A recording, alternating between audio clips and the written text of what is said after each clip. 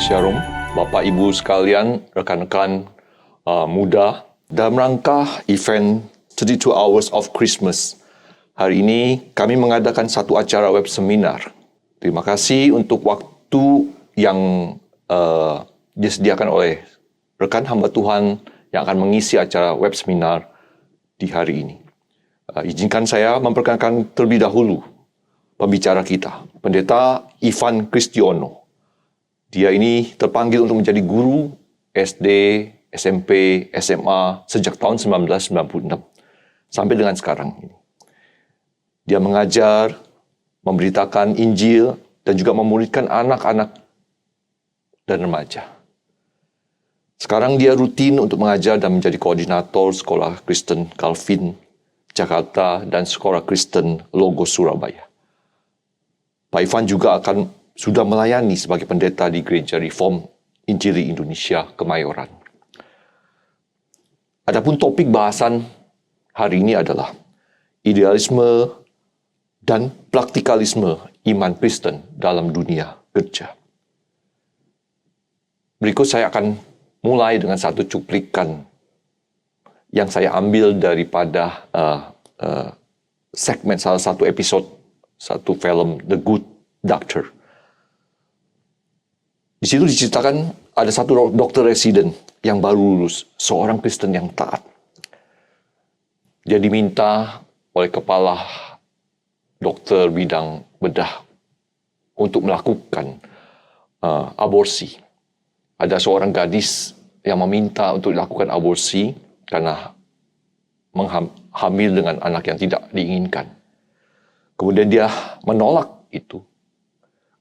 Kepala dokter di situ mengatakan bahwa kamu kan dipanggil untuk menjadi seorang dokter yang harus memenuhi tanggung jawab kamu. Pada cerita itu pun akhirnya dia terpaksa mengambilnya. Tapi pada saat dia melakukan, dia di dalam ruang operasi, kemudian dia tidak bisa melakukan hal itu. Kalau kita lihat seperti ini, apakah dia idealis sebagai orang Kristen, tapi dia mengesampingkan hal-hal yang menjadi tanggung jawab dia. Mari kita mendengar lebih lanjut, lebih detail dari Pendeta Ivan untuk menjelaskan apa itu idealisme, bagaimana dia dibandingkan dengan praktikalisme iman Kristen dalam dunia kerja khususnya. Untuk itu kami persilakan Pendeta Ivan untuk bicara soal ini. Terima kasih. Saudara yang terkasih, kita seringkali melihat ada benturan antara imajinasi atau sebuah proyeksi idealisme tertentu dalam diri kita dengan fakta di lapangan yang kita sering sebut dengan realitas. Saya ambil contoh misalnya setiap orang yang mau masuk dalam dunia kerja harus berhadapan dengan apa yang ada di dalam benak mereka. Berhadapan dengan sebuah benturan idealisme dan realisme yang ada di dalam pikiran mereka sendiri. Biasanya ketika orang mau masuk dunia kerja, kalau kita dengar wawancara pertama kali mereka mau masuk dunia kerja, kita lihat seolah-olah itu orang itu mau masuk kerja itu untuk mengubah dunia. Ya, mungkin Pak Tim yang sering di dunia kerja gitu ya, kalau orang mau masuk itu, wah saya tuh mau mengubah sejarah gitu ya. Wah, misalnya dia seorang penyanyi, dunia membutuhkan saya ini, saya harus bekerja untuk mengubah dunia. Saya sendiri sebagai seorang praktisi dalam dunia pendidikan, kalau misalnya interview guru baru masuk, misalnya dia akan mengatakan, iya karena saya mau menjadi guru karena dunia pendidikan di Indonesia itu sudah sedemikian rusaknya, misalnya mengatakan begitu. Dan saya akan mengabdi dan akan mengubah wajah pendidikan di Indonesia. Ya hal seperti itu muncul, tetapi mungkin seringkali setelah 1-2 tahun ceritanya bisa berubah. Karena berhadapan dengan fakta-fakta yang ada di dalam lapangan. Jadi setiap kita juga harus berhadapan dengan idealisme. Mungkin kita punya pandangan akan diri kita itu sedemikian idealnya, dan ketika kita berhadapan dengan fakta siapa kita, itu ada benturan. Itu misalnya salah satu contoh yang ada. Yang kedua, misalnya kita berhadapan dengan idealisme, misalnya pencapaian-pencapaian orang lain atau pencapaian-pencapaian tertentu dalam sejarah yang kita kira kita bisa dapatkan, tetapi ternyata tidak. Kalau di dalam kitab suci, misalnya di dalam kitab Hagai, mereka itu diberikan mandat oleh Tuhan untuk membangun bait Allah. Mereka membangun bait suci. Jadi, saudara sekalian, orang-orang Israel 70 tahun ada di pembuangan, lalu mereka itu pulang dari pembuangan untuk membangun bait Allah. Nah, ini kan orang yang memulai dunia kerja ya, dan mereka punya idealisme. Wah, saya mau bangun bait Allah yang luar biasa, yang hebat, yang keren.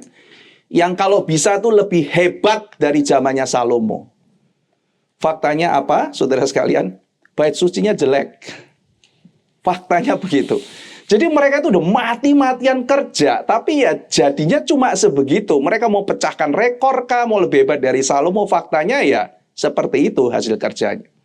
Nah, anak-anak muda yang belum pernah melihat bait suci Salomo, mereka bersukaria, oh jadi ini bait sucinya, saya bisa. Tapi orang-orang yang lebih tua, yang sudah pernah melihat bait suci Salomo, waktu inaugurasi mereka nangis. Kenapa? Karena memori. Kadang-kadang memori itu indah, tapi kadang-kadang memori itu bisa menjatuhkan. Kenapa? Karena mereka punya idealisme. Yang namanya bait suci tidak boleh begini. Nah, kadang-kadang kita banding dengan yang lain, banding dengan masa lalu, banding dengan situasi tertentu, dan kita mengatakan yang saya lakukan ini sesuatu yang sangat mengecewakan. Kita jadi discourage dalam bekerja, karena tidak ideal sama sekali. Nah, saudara-saudara sekalian, jadi orang-orang yang ada di momen itu mereka menangis, sampai akhirnya Tuhan harus utus seorang bernama Hagai. Dan Hagai itu dengan keras menegur. Hei orang-orang yang ada di sini, kamu yang pernah bekerja, yang pernah melihat bait suci Salomo. Sekarang saya bilang sama kamu, bagus mana? Bagus zaman dulu kan? Oh iya, mereka akan mengatakan bagus zaman dulu. Nah, kita kalau misalnya dalam pelayanan juga bisa bilang, dulu zamannya Musa tidak seperti zaman gereja sekarang. Luar biasa pelayanan. Dulu zamannya Elia tidak seperti zaman sekarang. Kita misalnya mau melayani pun sekarang tidak ideal. Mana? Tidak ada batuan kayak Elia kok. Tidak ada batuan kayak Musa kok. Saya mau ikut, mau melayani di gereja. Gereja nggak seperti zaman perjanjian baru loh. Ada Paulus, ada Petrus. Oh, zaman sekarang gerejanya lain sekali. Lalu kemudian karena tidak seperti masa lalu, ya tidak mau pelayanan. Kenapa? Karena mau ideal, realitasnya seperti itu. Wah, kalau baca gereja mula-mula kok kelihatan indah ya. Lihat gereja zaman sekarang, banyak yang kecewa. Lalu bagaimana? Persis kan seperti zaman Hagai. Mau kembali ke masa lalu, tidak bisa, saudara. Wah, zaman Musa hebat, bait sucinya Salomo. Salomo raja kaya luar biasa. Ketika dia bangun interior bait Allah, luar biasa hebat, luar biasa ideal. Nah, mereka kerja, tidak ada ideal-idealnya. Cuman kayak begini.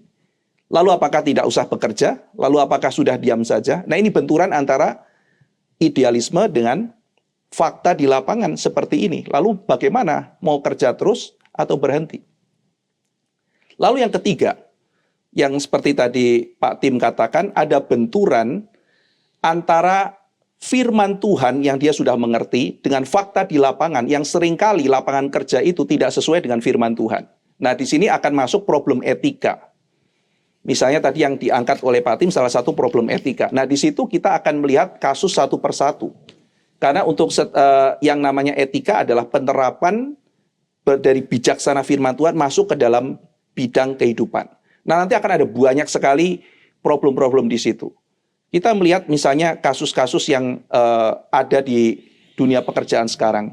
Mungkin benar ada artikel yang mengatakan 80% lulusan itu tidak bekerja di tempat yang seharusnya, yang mereka inginkan. Nah, ini kan sudah ada benturan lagi. Benturan antara idealisme, kerja itu sesuai dengan passion. Kita kan diajarin begitu, saudara ya. Kita diajari dari kecil, carilah passionmu, lalu kemudian sekolah di bidang itu sesuai passionmu, lalu setelah itu kerja di tempat yang adalah passion kamu. Faktanya tidak sesederhana itu. Faktanya tidak sederhana itu. Kalau kita melihat misalnya, ada orang-orang yang sedemikian bergairah bekerja di syuting, di wawancara, ya memang ada orang-orang seperti itu. Tapi juga ada banyak orang yang tidak seperti itu. Ada orang yang sedih dengan tempat pekerjaannya, orang yang sedih dengan kondisi gajinya, dan berbagai macam hal yang lain. Nah, itu kira-kira Pak, ada benturan-benturan antara idealisme dengan realitas. Iya, menarik bukan? kita sudah dibawa ke dalam satu konsep yang satu idealisme diri, kemudian idealisme dunia usaha, dunia kerja, kemudian juga ada hubungan dengan etika yang kenyataannya juga tidak mudah antara yang kita tahu kebenaran firman Tuhan itu sendiri dengan kenyataannya sendiri. Ya, ada satu pertanyaan yang langsung saja dia bertanya soal ini, Pak. Apakah tax planning biblical atau sejauh mana batasannya? Jadi dia bilang, apakah ini kalau kita melakukan tax planning itu dalam satu perusahaan itu sesuai dengan Bible atau di mana sih batasannya begitu. Nah, ini saya rasa ini sudah bicara soal etika. Tapi sebelum itu tadi contoh soal contoh yang tadi saya kemukakan itu sendiri sebenarnya sudah masuk ke dalam etika praktis juga ya, Pak. Ya. Bagaimana kalau sebelum sampai ke saat itu, sampai ke poin itu, apakah bisa Bapak bicara dengan soal hati nurani juga, Pak? Antara tadi itu secara idealis, praktikalnya, kemudian secara hati nuraninya itu seperti apa, Pak?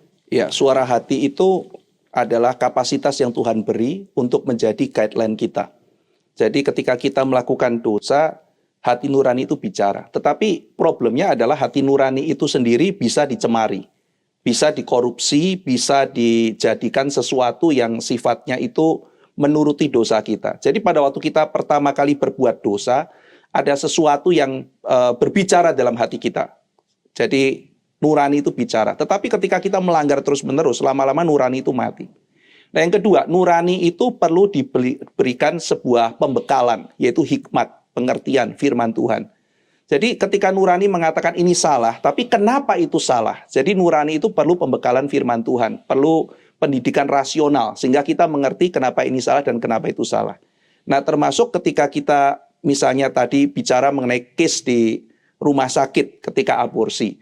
Nah, kalau pembekalannya misalnya yang namanya aborsi itu cuma daging.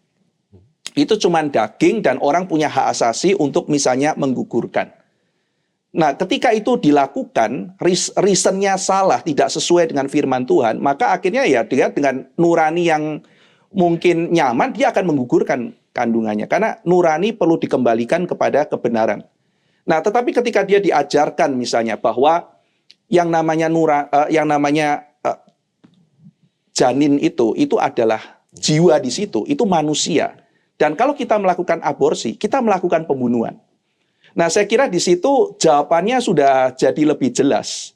Saya ikut korporasi ini atau saya membunuh. Nah, ini sudah jelas. Ya, saya kalau disuruh membunuh, saya sebagai orang Kristen, saya tidak akan melakukan pembunuhan.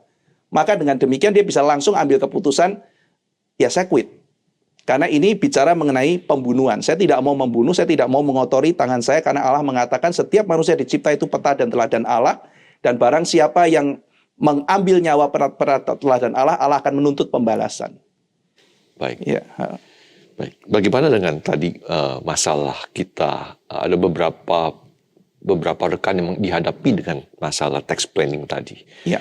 Apakah Pak Ivan ada beberapa guidance atau petunjuk secara etika? Bagaimana? Iya. Jadi kalau sudah masuk teks, pasti setiap kondisi, setiap tempat akan lain-lain ya. Dalam kondisi misalnya seperti teks dan sebagainya. Yang pasti adalah kita memang harus membayar teks. Tetapi di dalam prakteknya itu seringkali ada penyimpangan-penyimpangan. Saya mungkin ambil contoh begini Bapak Ibu. Yang pertama itu case-nya Daniel.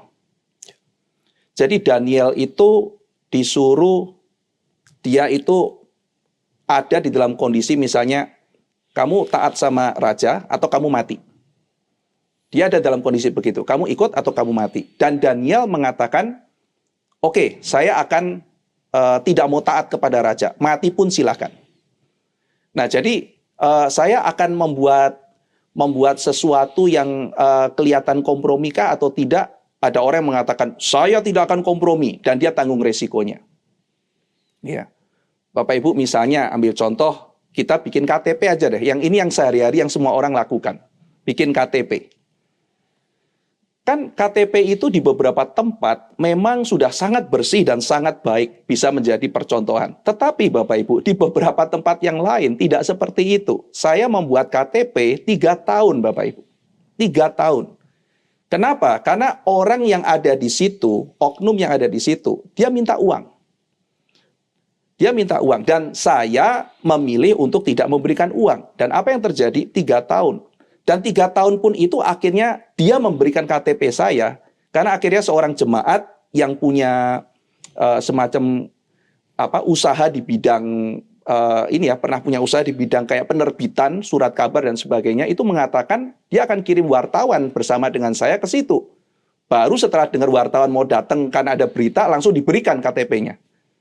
Sementara rekan saya mengurus KTP di tempat yang sama dengan uang beberapa ratus ribu, 1 minggu jadi.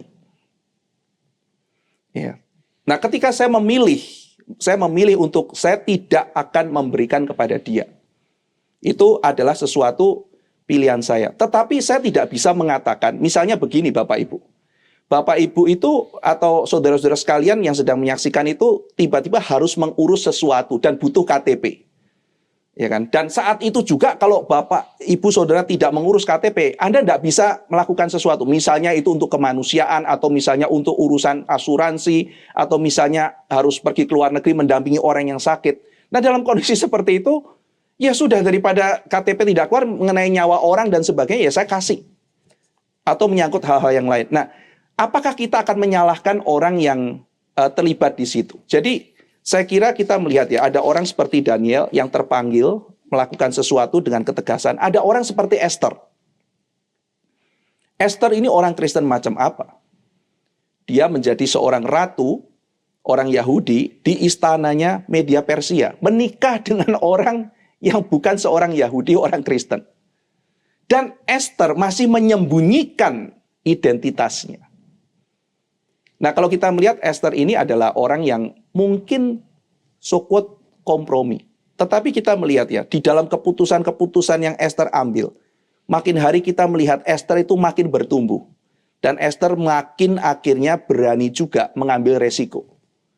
Jadi ketika kita tanya, sebetulnya waktu kita ada di mana? Posisi kita ada di mana? Ya, kita melihat ketika di dalam sebuah sistem, ada orang yang akan mengatakan misalnya sudah melakukan kesalahan, maka ke belakang itu kadang-kadang kita bisa memilih hitam dan putih. Tapi ada saatnya. Saat itu mungkin kita tidak dipanggil untuk langsung membenahi, tapi kita mungkin bisa mengurangi kejahatan. Sistemnya memang sudah sedemikian jahat, tapi kita harus masuk. Maka mungkin kita bisa mengurangi kejahatan. Suatu hari papa saya ajak saya keliling-keliling lihat ke pabrik, lalu papa kasih tahu, itu sopir. Sopir itu nyolongnya begini. Antisipasinya begini. Ban kadang-kadang bisa diganti sama dia. Dia bilang dia sudah ganti ban, minta yang baru, padahal sebetulnya itu akal-akalan, bannya belum nggak ada apa-apa. Lalu kemudian ini karyawan, dia diutus pergi ke sana, ya. Dia misalnya disuruh pergi naik bus, naik kereta api. Nanti dia belikan bus lebih murah. Nanti kemudian dia pakai tiket pura-pura naik kereta api dan sebagainya. Jadi dia kasih tahu semua dari ujung ke ujung kesalahannya apa. Oh, ini mandor. Dia kalau dari Bulog datang, dia mainnya begini, disogok begini, keluarnya begini, papa akan dirugikan begini. Semua, saudara. Dari depan sampai belakang dia kasih tahu saya. Kan saya jadi kaget, anak kecil waktu itu kan. Lalu saya bilang sama papa, "Pak, kenapa nggak diberhentiin semua, lalu kemudian ganti yang baik aja?" Dan papa saya bilang begini, "Kalau papa tunggu semua orang baik di kampungnya kita, ya sudah, kita nggak usah usaha. Kadang-kadang kamu bekerja dengan orang yang tidak baik. Saudara sekalian, ya mau tunggu semua orang mengerti, punya jiwa integritas dan sebagainya. Papa saya bilang panggilan saya bekerja, membuat pabrik, lalu kemudian menghasilkan sesuatu. Dan saya harus bekerja dengan orang-orang yang seperti ini. Orang-orang yang maling, orang-orang yang mungkin mencelakakan, orang yang muka dua, dibayar oleh saingan dan sebagainya. Ya, saya harus bekerja dengan begini. Nah, saya tidak tahu apakah ini yang menjadi panggilan saudara. Nah, tetapi yang pasti adalah kita membutuhkan hikmat Tuhan untuk bisa membedakan. Maka pemahaman firman Tuhan itu sangat penting untuk akhirnya nanti kita bisa meneliti kita ada di situasi yang seperti apa. Baik, terima kasih. Saya cukup jelas untuk hal ini ya. Ini ada satu pertanyaan. Bagaimana sih mengatasi situasi yang bikin batin memuncak itu antara mengikuti idealisme sebagai orang Kristen atau menjadi anggota tim yang realistis begitu. Jadi mungkin kalau tim ini tidak sesuai dengan idealisme kita dalam melakukan suatu proyek atau apa, bagaimana kita sebenarnya harus bersikap? Iya. What time is it? Itu mungkin pertanyaan yang kita harus ajukan. Sekarang ini jam berapa di dalam perjalanan hidup saya? Mungkin kembali kita tidak dipanggil untuk langsung mengerjakan sesuatu yang sempurna. Saya kembali lagi kepada cerita di kitab Hagai tadi. Ketika orang-orang Israel itu sedang berduka karena ternyata bait sucinya itu benar-benar sesuatu yang sangat menyedihkan. Nah, di situ Hagai mengatakan, saya kasih tahu kamu ya, bahwa bait suci yang sekarang ini, kemegahannya akan melampaui yang lama. Itu mengagetkan. Jadi mau dilihat dari segi apapun, bait suci ini jelek. Tetapi Hagai mengatakan, Tuhan akan bikin. Sudah, sekarang be strong, kata Tuhan. Be strong, Zerubabel, and work. Nah, itu dua kalimat yang penting. Jadilah kuat dan kerja. Jadi meskipun kadang-kadang idealismenya tidak nyampe, Tuhan bilang kerja, kamu tidak boleh diam, kamu bekerja. Karena kemuliaan bait suci ini akan melampaui bait suci yang sebelumnya. Tuhan mengatakan, aku akan membawa desire of all nation, yang nanti akan memuncak bait suci itu adalah Kristus. Nah, jadi saudara sekalian, ketika mereka pulang dari pembuangan, kemudian membangun bait suci yang itu, mereka kira itu langsung sekali akan jadi. Enggak. Zerubabel sama Yosua bikin dulu. Lalu kemudian 50 tahun kemudian Tuhan kirim orang lagi untuk melakukan reformasi. Namanya Ezra. Setelah itu beberapa puluh tahun kemudian baru kirim lagi orang namanya Nehemia. Jadi ternyata satu proyek itu diselesaikan dalam waktu yang panjang. Maka kita memulai sebuah proyek, wah saya mau bikin ini. Mungkin tidak jadi sekarang. Jadi ketika mungkin kita ada dalam satu tim, tidak ideal. Tapi mungkin saudara sudah melakukan sebuah tahap awal. Anda masuk ke dalam satu tim dan sudah lihat korup luar biasa. Tapi dengan adanya Anda masuk, di situ sudah mulai satu tindakan nurani itu mulai ditanam di situ. Dan mungkin nanti akan ada orang yang masuk yang melanjutkan tugas saudara. Kita tidak tahu. Tapi kita tidak dipanggil untuk berhenti bekerja. Be strong, work. Demikian kata Tuhan melalui Habakuk kepada Zerubabel. Iya, jadi kita tidak boleh berhenti dengan menghadapi keadaan seperti itu ya, Pak Ivan ya. Iya. Saya terpikir, apakah posisi kita itu menentukan kita bersikap atau memegang idealisme kita sebagai orang Kristen? Dalam arti kata misalnya, kalau seorang itu dalam posisi puncak, dia seperti apa? Kalau seorang itu dalam posisi dia sebagai staff, dia itu bersikap seperti apa? Apakah itu mempengaruhi juga, Pak Ivan? Iya, tentunya makin ke atas, makin di pucuk pimpinan itu tanggung jawabnya akan makin besar ya Pak ya. Karena dia bisa mengambil policy bagi semuanya. Sebagai orang yang baru masuk, mungkin kita melihat keseluruhan, lalu kemudian kita tanya, kita panggilannya bagaimana. Jadi kalau memang bukan bagian kita untuk mengurusi semuanya, dan kita masih melihat ini pimpinan Tuhan di sini, ya saudara tetap stay dulu. Meskipun saudara mungkin melihat kondisinya itu tidak terlalu bagus. Tapi paling tidak saudara sendiri tidak ikut kompromi untuk akhirnya melakukan kejahatan. Ketika saudara lihat sekeliling saudara dan sebagainya, saudara mulai pikir, oh Tuhan mungkin panggil saya di sini untuk mulai justru memperbaiki di lingkungan yang seperti ini. Saudara bisa stay. Tetapi ketika saudara itu seorang yang pengambil kebijakan, justru di situ tanggung jawab kita makin berat. Jadi ketika kita ada di posisi itu dan kita melakukan kecurangan-kecurangan, justru kita harus bertanggung jawab. Kecurangan pun kan kita melihat dua ya saudara ya. Kita bisa sebut kecurangan karena itu aktif. Jadi ada hal-hal tertentu di mana kita aktif menyuap, kita aktif untuk melakukan kejahatan. Tapi ada situasi dan kondisi di mana kita mau tidak mau, kita diperas.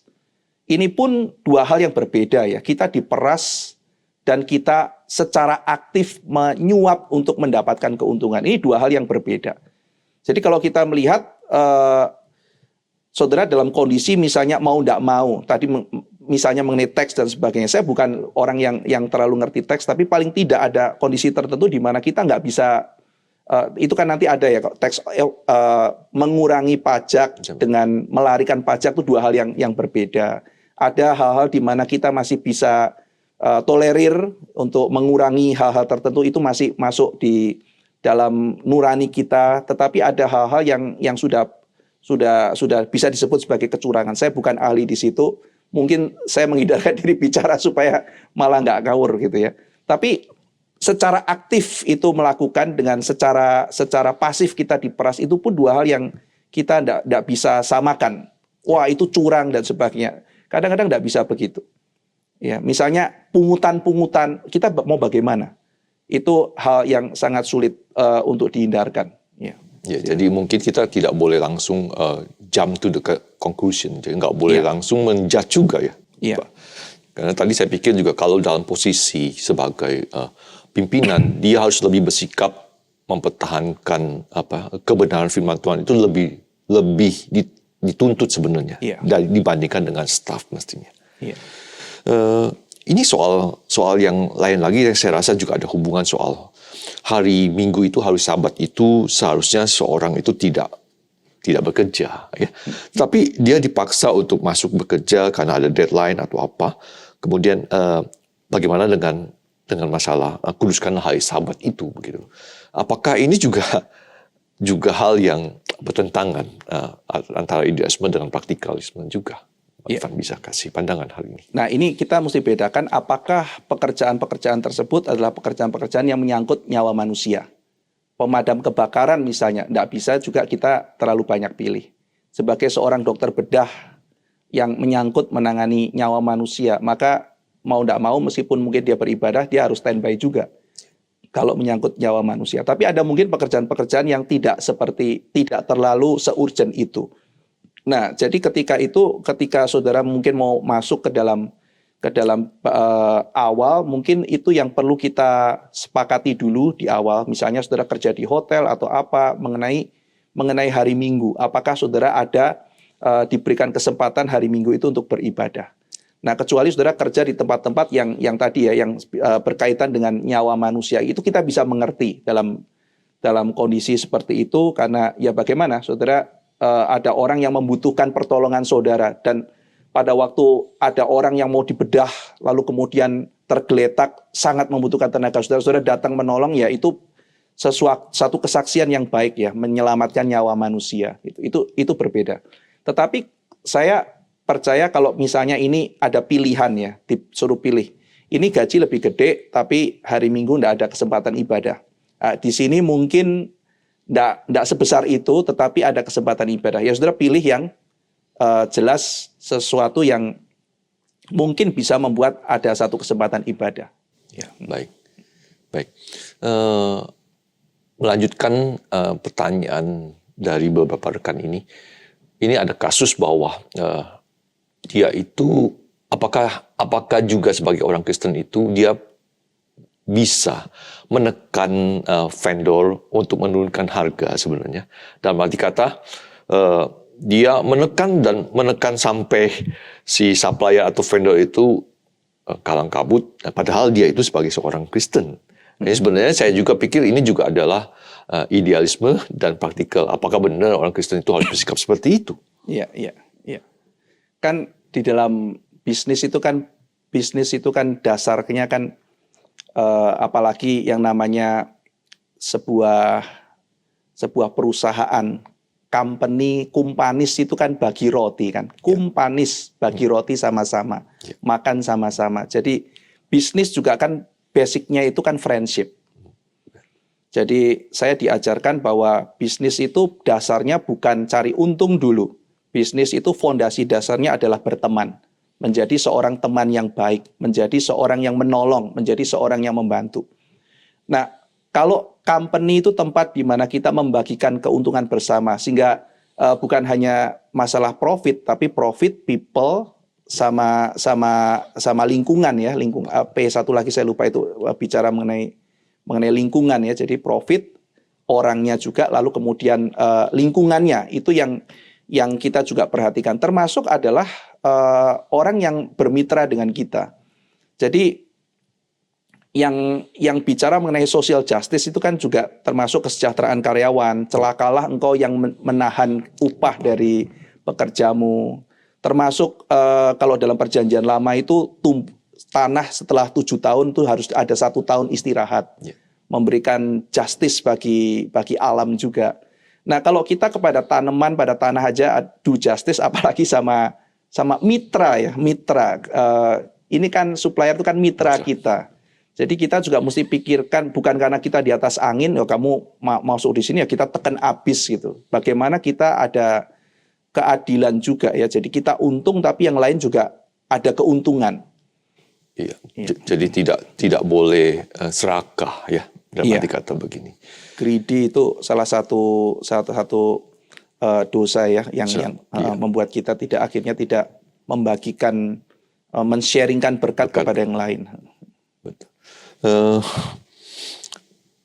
Pak Ivan, ada pertanyaan soal rekan kerja sebenarnya. Dia sebagai orang Kristen, kemudian dia bosnya itu bicara bahwa ada rekan kerja lain yang tidak performs, yang jelek lah performance-nya. Jadi bosnya itu tidak langsung bicara sama pegawainya, rekan kerjanya itu, tapi bicaranya sama dia begitu. Apakah dia boleh bersikap maksudnya jujur mengatakan apa adanya kepada temannya untuk menyampaikan bahwa sebenarnya kamu ada kesalahan lo, ada seperti ini yang dijudge tidak baik dengan bos kamu. Dalam arti kata maksud saya adalah pertanyaannya, apakah dia harus bersikap jujur dalam menghadapi situasi seperti ini? Iya. Jadi sebetulnya kan kalau masalah di dalam perusahaan itu bukan sekedar love and compassion saja, tetapi kan kita bicara mengenai justice kan. Jadi justice-nya itu adalah dalam relasi masyarakat, selain love, justice maksudnya adalah saya berfungsi dengan baik seperti tubuh saya berfungsi, maka saya bukan hanya mendapat benefit dari yang lain, tapi saya menjadi benefit buat yang lain. Nah, jadi itu sebabnya Adam Smith yang sering disalah mengerti dan ditafsir menjadi kapitalis yang jahat, padahal sebetulnya Adam Smith tidak seperti itu. Dia mengajarkan bahwa self interest mengenai fungsi ini sangat ditekankan. Jadi seperti tubuh, maka setiap anggota tubuh itu harus berfungsi. Kalau kita misalnya mau melamar pekerjaan, itu kan bukan karena belas kasihan, tapi kita harus memberikan benefit. Jadi misalnya ada orang mengatakan, saya merekrut kamu di dalam perusahaan ini, tapi jelaskan kenapa saya harus rekrut kamu. Ya kita kan harus bilang, kamu kalau rekrut saya tuh perusahaan kamu untungnya ini. Jadi bicara benefit, bicara mengenai apa yang bisa saya berikan. Nah, tapi kalau misalnya kita bilang, Pak terima saya Pak, saya punya anak, istri saya makan apa, kalau Bapak nggak terima gimana? Ini kan berarti belas kasihan. Ini kan malu ya kalau saya diterima di satu perusahaan karena belas kasihan. Nah, jadi kita mengerti bahwa di dalam konteks perusahaan, dalam konteks bisnis, itu kita sangat mementingkan benefit. Jadi apa yang saya sebagai anak Tuhan bisa berfungsi secara sehat sebagai organ yang baik. Nah, ketika performa kita itu tidak baik, seharusnya itu setiap kita sendiri itu ngejar. Setiap kita mengejar kira-kira KPI kita itu apa yang kurang, bagaimana saya bisa lebih perform. Nah, kadang-kadang culture-nya enggak kebentuk. Orang kalau kasih tahu malah jadi ini ya, malah jadi dianggap iri atau apa. Tapi justru ketika saya pernah baca satu buku, ada satu perusahaan itu kalau kita ketemu bos, lalu kita bisa menemukan kelemahan kita, justru kita dapat bonus. Nah, ini akhirnya memacu setiap orang itu untuk berubah. Kalau di tempat saya sendiri, guru-guru itu setiap tahun tulis gitu ya, menurut kamu kelemahan kamu apa yang perlu kamu perbaiki. Jadi ada semacam self improvement gitu ya, menyadari, dan teman boleh kasih masukan. Ya, jadi jadi seharusnya sebagai orang Kristen juga harus bisa memberikan masukan kepada teman yang lain yang memang dinilai kurang Iya. perform begitu ya. Iya. Tadi bicara soal kompensasi, Pak. Ini juga ada pertanyaan soal bagaimana sih caranya menentukan waktu dan tenaga kita yang perlu dikompensasi dan yang tanpa dikompensasi begitu. Jadi seolah-olah kapan hak kita perlu dipenuhi, kapan tidak. Kalau itu sulit ya, itu bicara karena bergantung juga itu nanti posisi kita di mana. Kalau kita bicara mengenai kita owner kan kita nggak ngomongin kompensasi gitu ya. Kita cuma pikirin gimana ini berkembang lalu kemudian nanti suatu hari berkembang baru kita dapat kompensasinya. Tapi kalau kita di dalam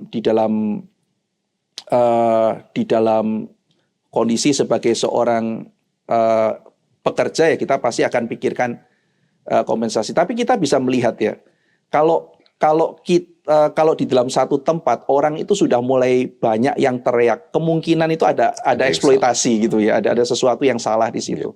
Tapi ketika orang itu dengan sukarela, ya lembur, no problem dan sebagainya, mungkin itu sudah bagus gitu. Jadi sudah diperhatikan kesejahteraannya sehingga tidak perlu ada lagi hal-hal seperti itu gitu ya. Jadi saya kira sih mungkin ada ruangnya juga di mana kita memikirkan misalnya result orientation ya. Jadi kalau misalnya pimpinan itu selalu bicara result dulu baru fasilitas, biasanya begitu.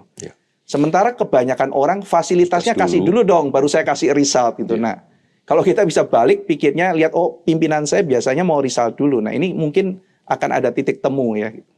Iya, jadi ini kembali lagi soal apa itu tadi keserakahan juga. Jadi maksudnya adalah kita mesti belajar merefleksikan diri sampai di mana kita perform terhadap apa yang menjadi tanggung jawab kita. Ya, kemudian baru kita bicara soal yang tadi kompensasi. Iya.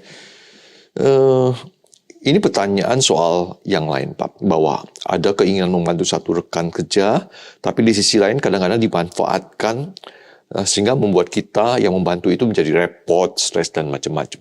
Jadi sebenarnya bagaimana kita sebagai orang Kristen itu bersikap ya sebagai orang Kristen terhadap masalah seperti ini. Iya. Jadi memang ada orang yang ketika kita bantu, lalu kemudian orang itu bertumbuh. Tapi ada mungkin orang-orang yang dibantu itu malah kemudian menggantungkan diri, lalu merepotkan seperti yang dibilang tadi. Tapi paling tidak teman kita ini sudah membantu. Kan di dalam kitab Pengkhotbah pasal yang ke-11, itu ada yang mengatakan taburkanlah roti, lalu kemudian dia akan lama kembali kepadamu. Nah, jadi ketika kita melakukan kebaikan itu mungkin dia lama akan kembali pada kita. Lalu ada kalimat selanjutnya, kalau orang mengamati cuaca terus, dia nggak akan nabur-nabur. Nah kalau dia nggak nabur, dia nggak akan menuai.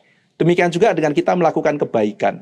Kalau kita mau melakukan kebaikan, kita kan nggak tahu yang kita tolong ini akan jadi baik apa tidak. Nah, kalau misalnya toh nanti tidak jadi baik, paling tidak kita sudah tabur. Ya, meskipun kita sudah bantu, oh ternyata kok orangnya nggak bisa ditolong, orangnya malah kita pelan-pelan mulai tarik ya, saya membantu sekian saja gitu. Tapi ketika kita membantu, dia akhirnya menjadi produktif, menjadi baik ya, toh saya sudah membantu gitu. Jadi nggak ada ruginya kalau kita melakukan kebaikan. Tetapi bukan berarti kita kemudian membabi buta naif ya. Pokoknya saya bantu, pokoknya orangnya nggak karu-karuan saya bantu. Ya itu akhirnya kita tidak mendidik orang. Ada saatnya mungkin kita mengatakan saya membantu tapi sebatas ini. Ya, ada orang susah kita bantu, oke saya bantu bagian ini. Terus minta bantuan sama kita terus-menerus. Nah ini kan tidak mendidik. Saya membantu sampai di sini, sisanya kamu harus berjuang. Iya. Baik.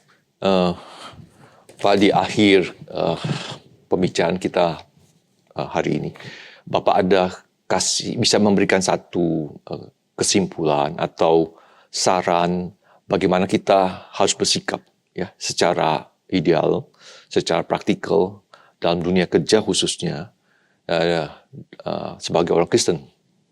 Apakah Bapak bisa kasihin beberapa tips buat kami semua? Yang pertama, idealisme justru tidak boleh hilang. Idealisme tidak boleh hilang. Di dalam kitab Pengkhotbah dikatakan, siapa yang bisa melihat ada roh yang masuk ke dalam bayi? Tuhan bekerja. Kenapa kita tidak boleh kehilangan idealisme? Karena Tuhan bekerja. Seorang murid saya pernah bilang, Pak, kalau dagang itu tidak mungkin jujur. Loh, siapa yang bilang? papa mama saya. Kalau jujur ya orang Jawa bilang jujur ajur gitu ya. Jadi enggak usah jujur. Nah, saya bicara sama dia, kamu jangan takut untuk punya idealisme. Justru kita harus punya idealisme. Kita lihat memang dalam dunia tidak ada keadilan. Tapi kita sebagai orang Kristen harus berani memperjuangkan keadilan. Kenapa? Karena Tuhan bekerja. Itu yang pertama, kita tidak boleh kehilangan idealisme kita. Tetapi sambil kita menjalankan idealisme, kita harus tahu di mana kita berada dan apa yang harus kita lakukan. Mungkin Tuhan tidak ingin semuanya langsung jadi surga saat ini. Dan tentu saja memang itu bukan rencana Tuhan. Tetapi kita berproses di dalamnya. Sambil kita berjalan, kita bertanya, Tuhan, waktu saya di mana? Dan tentu saja ketika kita melakukan sesuatu ada resiko. Selalu ada resiko. Kita pengkhotbah mengajarkan itu, Daniel mengajarkan itu. Setiap kita harus menghadapi resiko. Dan bagaimana kita bisa menyeimbangkan ini? Yang pertama, wisdom. Kita perlu wisdom. Karena apa? Karena wisdom itu menjadi cara kita memilih ini ideal atau saya terlalu idealis atau saya terlalu kompromi. Bagaimana mencari titik tengah di antara itu. Saya tidak menjadi idealis, saya tidak menjadi seorang kompromis, tapi saya menjadi orang bijak yang di tengah. Nah, ini di sini perlu latihan, perlu berjumpa dengan orang-orang bijaksana, mentor-mentor di lapangan, itu sangat perlu. Maka wisdom, yang tentunya firman Tuhan. Yang kedua adalah community. Ya, kenapa? Karena kita tidak bisa sendirian. Kita berhadapan dengan dunia yang begitu besar, kita perlu komunitas. Dan saya kira tentu saja persekutuan pemuda gereja itu adalah tempat untuk itu, saudara. Tempat untuk kita diskusi, tempat untuk kita dapat hikmat, tempat kita dapat kekuatan waktu kita takut, waktu kita mungkin tergoda, mungkin waktu kita jatuh, ada tempat untuk menguatkan gereja Tuhan. Baik, terima kasih banyak Pak Ivan untuk beberapa tips ini. Saya rasa kita sebagai setiap kita yang mendengar, orang-orang muda yang mendengar ini, bahwa kita tidak boleh hilang idealisme kita. Kita harus tetap be strong, menjadi kuat, mengerjakan apa yang di mana kita berada. Kemudian kita jangan lupa mesti ada yang namanya wisdom. Kita minta hikmat daripada Tuhan, dan itu yang selalu pengkhotbah yang selalu menuntut kita agar kita tetap menuntut itu. Yaitu dengan takut akan Tuhan sebenarnya. Bapak Ibu sekalian, tema Natal tahun ini adalah Never Alone. Di sana kita diajarkan bahwa kita itu tidak pernah ditinggalkan Tuhan sendirian. Dan kita tidak pernah sendiri berjuang di dalam hidup kita. Hidup kita di dalam keluarga, hidup kita di dalam berkarya, hidup kita di dalam melayani Tuhan. Tapi juga kita juga mesti ingat bahwa kita juga tidak bisa hidup sendiri. Kita butuh teman-teman komunitas yang tadi Pak Ivan ngomong, bahwa sama-sama kita belajar bertumbuh, mengenal Tuhan, menjadi terang dan garam buat orang-orang sekitar kita. Di mana Tuhan tempatkan kita, biar kita tetap berjuang untuk kemuliaan Tuhan sebenarnya. Seperti halnya Tuhan Yesus datang ke dalam dunia ini, dia sahabat orang berdosa, kemudian dia menjadi gembala yang baik, dia menerima siapa saja yang datang sebagai domba-domba yang tersesat itu. Jadi saya pikir juga kita sebagai anak-anak Tuhan juga jangan menjauhkan diri, bersifat eksklusif karena ideal. Kemudian kita menjauhkan orang-orang yang sebenarnya menjadi menjadi teman rekan kerja kita, yang kita harus jadi saksi buat mereka, yang jadi garam dan terang buat mereka juga. Kita akan mengakhiri acara web seminar ini dengan topik yang sudah kita bahas sama-sama. Mudah-mudahan ini menjadi satu berkat buat kita, menjadi pegangan. Terima kasih banyak Pendeta Ivan. Sama-sama Pak. Tuhan berkati pelayanan Bapak selanjutnya, khususnya untuk pelayanan di anak-anak dan remaja, biar mereka lebih banyak yang mengenal dari awal, dari masih muda mereka mengenal Tuhan seperti apa, dan bagaimana mereka bersikap di dalam hidup mereka selanjutnya. Sampai jumpa, Tuhan berkati. Sampai jumpa, Tuhan berkati.